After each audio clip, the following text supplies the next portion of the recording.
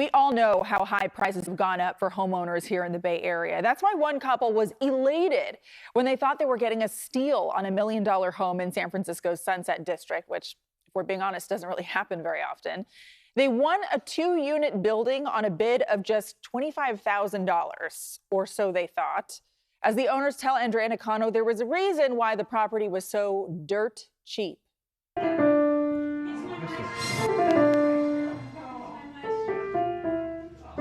The sweet sounds of the piano filled the Sunset District home as J.J. Hollingsworth and her husband were getting ready to host a birthday party. The couple thought they scored the sweetest deal in San Francisco this year when they bid on a property put up for auction. Earlier this year in the spring, I got a letter saying that 1926 hadn't paid their taxes and back taxes was going to go up for auction. And this is 1926 here. All right, that's what I thought. What she actually bought is what she now likes to call Hollingsworth Lane. You bought literally this part right here. I guess half of it or something, I don't know. Okay. Down to the end of that. What am I going to do with that? The winning bid was $25,000, plus she wrote a check for a transfer fee. Hollingsworth started sensing something was wrong when the transfer fee was returned.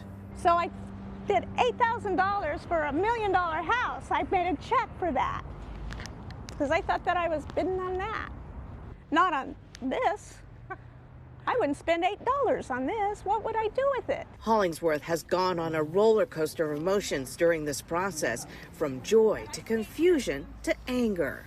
It was devastating. It was absolutely devastating. And we had already celebrated and told our friends, and I went over and said, hey, I'm your landlord now, and we're not going to kick you out or raise your rent. The San Francisco Treasurer and Tax Collector's Office started offering the slivers of land last year. According to Amanda Confried, Chief of Policy and Communications, the parcel offered for sale was clearly depicted on the parcel map with language noting that the land is small, irregular, or unsuitable for development. She went on to say, while we regret that any bidder may have misunderstood the nature of a parcel, the city cannot assume responsibility for errors that result from a bidder not reviewing the publicly available materials carefully. Now, the only way for Hollingsworth to get her money back is for the Board of Supervisors to rescind the deal. While this whole ordeal has struck a chord with the Sunset District couple, these two are hoping they can rewrite the Dirt Alley Blues. It was for a piece of dirt. You're laughing about it now. Well, I'm just glad to see you. I'm glad to get some positive. It makes it feel better.